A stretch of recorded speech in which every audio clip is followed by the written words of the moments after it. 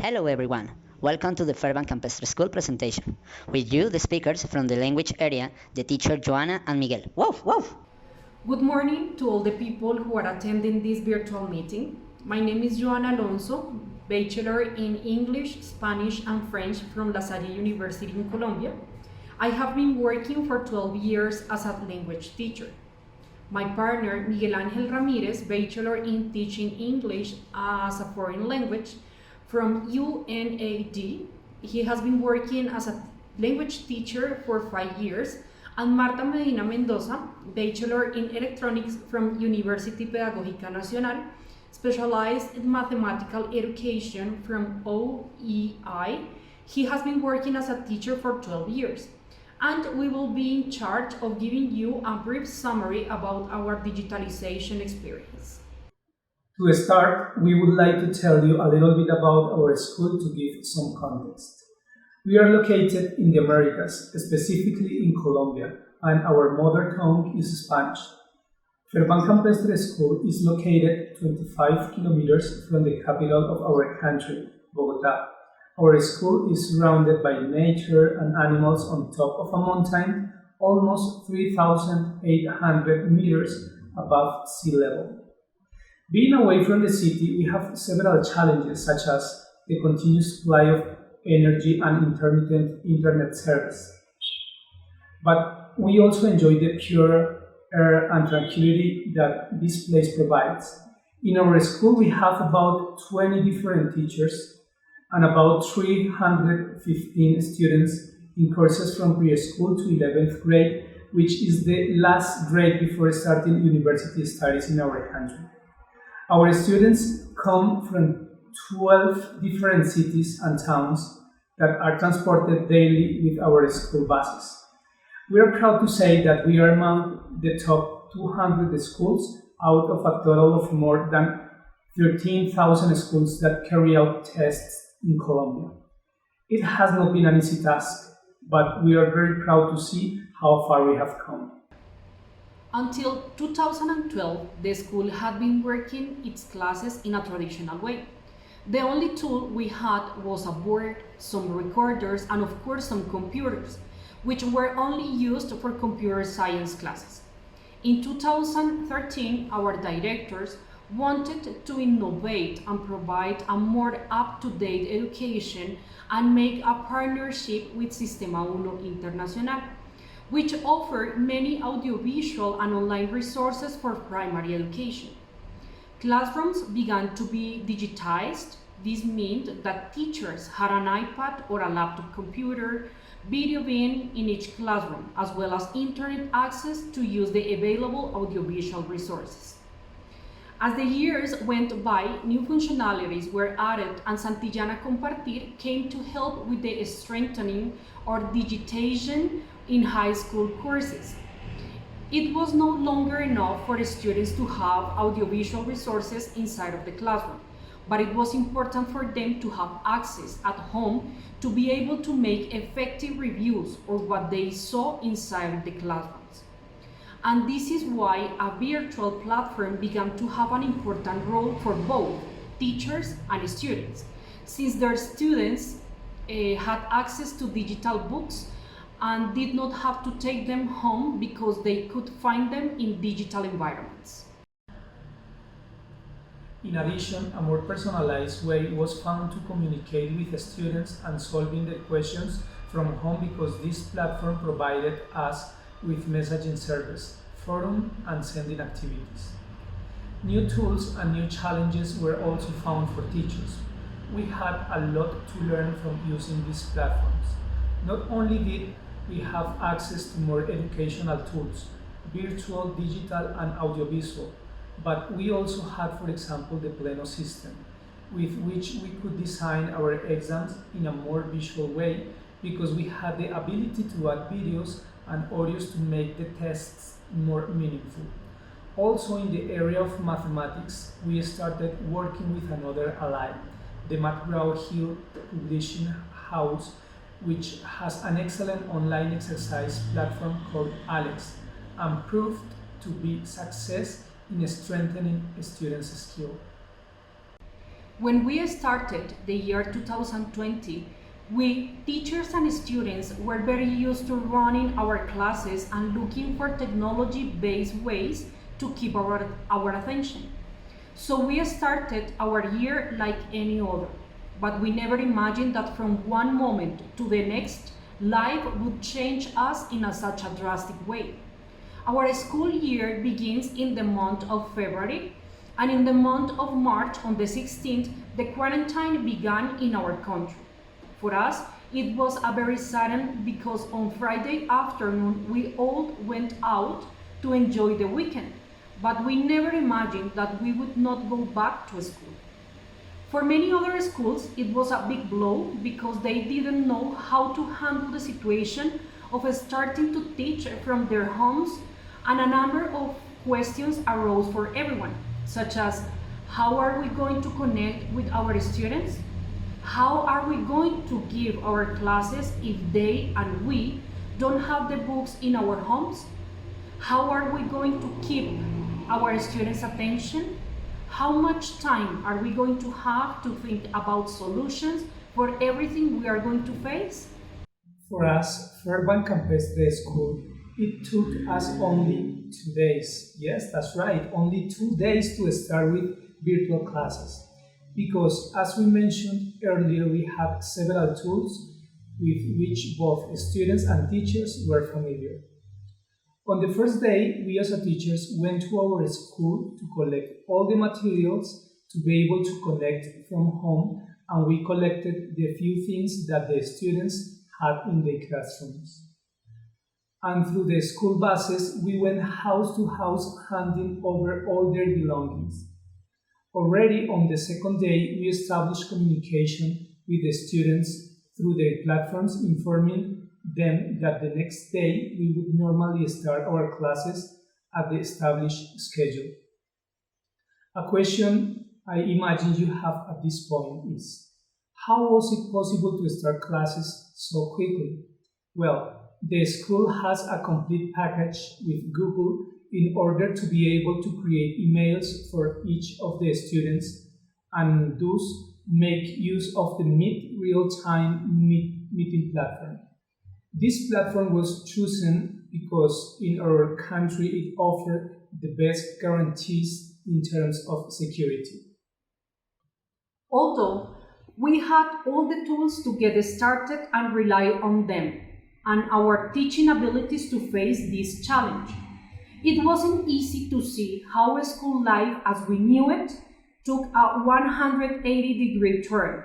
However, from that moment on, we were thinking about how to engage our students in this new mood of learning and the strategies we should use to make it easier for them, but at the same time motivating, because we had to have all the students on the other side of a screen for almost 8 hours a day. At first, it was a disadvantage that later turned into an advantage, but by recognizing that it is precisely the children who have the expertise to understand and manage the resources of the internet as if it were a game. It was only a matter of investigating their tastes and interest to use these tools with an academic approach, always aiming to generate meaningful learning. Who better than them to create content videos, to create animation on different pages, to create a creative presentation? What's more, they even wanted to invite us to play and learn about the games they were most interested in and available online. We could not ignore the fact that not all the students had computers, tablets, or smartphones, and that the network was often unstable. All this hindered the normal development of the classes. However, with a lot of creativity and effort of the parents, we managed to work 100% virtually for a little more than a year. It was also an enriching experience for us as teachers, as the pandemic turned out to be a unique opportunity to learn more about e-learning and the use of digital resources. Some teachers who came with very traditional teaching methods had to do a lot more to adapt to that environment. And although it was not an easy task, in the end they recognized the importance and practicality of the internet for teaching a certain subject in a dynamic and fun way, also for creating quizzes, designing assessments, and grading. At the time when our Ministry of Education determined that the schools should begin to resume face-to-face activities, we started with the modality known as alternance, thanks to our facilities located between green areas, open spaces, and having the necessary elements to guarantee the preservation of the health of the students and staff in general.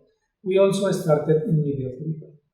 Well, this one wanted only some students to return face to face to their school and others to follow virtually from home. So the teachers had to carry out their classes so that both those who were in the classroom and those who were at home could be in class. Thus, the video calls were projected on the board using the video. And we used cameras so that the students at home could observe their classmates in the classroom, all this in order to give continuity to what was being worked on without excluding any student and making use of the technological tools that the school had. Obviously, it was not easy either. It was necessary to adapt a new mood of working, although it was a little more tedious because of the work required inside the classroom. Indeed, things were back to the way they were before by 2022. The students returned to school 100% face-to-face, but this time it was different. We were stronger and more prepared. We had to learn things that we knew we had to continue implementing. Students were used to receiving classes in a more didactic way, and we could not go back to the strategies we used before the pandemic. Instead, we had to innovate and provide activities involving digital tools in the classroom. That is why we gave more force to the use of digital platforms in all classes. For example, for the teaching of English, we have an innovative platform in which students can practice the topics seen through videos, activities of the use of language with immediate feedback. Reading with exercise of the same topics already worked, online didactic games, etc. And the teachers of technology turned to teach programming topics and wanted to incur into new areas of knowledge that we are sure will be quite important for our students, as is the 3D printer and robotic kits, to develop activities that foster their 3D design skills, their knowledge of technological and electronic components and applications of robotics. For the next year, the idea is to get students to recognize the importance of including clean energy generated through solar panels to make their robotics designs work. And in the future, we hope to produce all the energy that the school requires with solar power. For now, we have solar panels from some areas of the school restaurant, but we want to go beyond to simple implementation of these technologies. So we will involve 9th, 10th, and 11th grade students in a project that will be carried out with professionals who are in Germany. So here again, digitalization and communication technologies will allow us to start a new project, this time beyond the borders of our country. We learned that knowledge and access to information no longer have geographical barriers, and that, thanks to these digitalization tools, we as teachers have access to more information, more experts, and more tools that allow us to make our classes more in line with the current students' interests and needs. The first big challenge was to reach the 12 municipalities where our students live during the pandemic and quarantine with our classes. Now the challenge is to bring them closer to the knowledge available in other countries. The challenge is to create digital projects that link us to other schools in other countries of the world. Digital training for teachers is a key component of the ongoing evolution of the education system in the current era. In an increasingly technology-driven world, educators play a crucial role in adopting and leveraging digital tools to improve the quality of education. Digital skills training not only enables teachers to effectively integrate technology into their teaching practices, but also provides them with the skills needed to foster the following aspects. Critical thinking. It allows students to find diverse information on the same subject, identify reliable sources, and have their own opinion on specific current situations of all global and not just local events. Generating debates within the classroom or in synchronous meetings will strengthen the personality of the students. Creativity. The use of various digital tools of graphic design and programming will encourage students to inquire about new designs or proposals for the presentation of the exhibitions or debates. Collaborative learning among students. Making documents, presentations, or proposals at the distance will allow everyone to make their contributions synchronously, taking into account the opinion of a whole team. Likewise, digital training for teachers not only translates into better preparedness to address contemporary educational needs, but also contributes to closing the digital divide, ensuring that all students have equal access to educational opportunities in an increasingly digitalized environment, which will allow the teacher to also make requests to the government bodies in front of teams internet access licenses, because it will be the teacher who shows the real need to be immersed in the digital world. On the other hand, in addition to mastering digital tools, teachers in the 21st century must complement their training with the development of soft skills, since cognitive agility and the capacity for continuous learning are also essential, since the rapid pace of innovation and technology demands constant adaptability. Soft skills have acquired significant personal and professional importance, reflecting the need to adapt to a dynamic and ever-changing global environment. These skills go beyond technical proficiency and focus on interpersonal and emotional aspects that foster collaboration and effective leadership. Among the most prominent soft skills are emotional intelligence, empathy, effective communication, problem solving, creativity, and the ability to work as a team. These skills are not only fundamental to professional success, but also contribute to the development of balanced and resilient individuals, able to face challenges and seize opportunities in contemporary society. In summary, digital training for teachers is not only essential for their own professional development, but also has a direct impact on the training of competent citizens adapted to the challenges of today's society. That's it. We hope our digital experience has contributed somehow to your professional development skills. Thank you for watching. Wow, wow.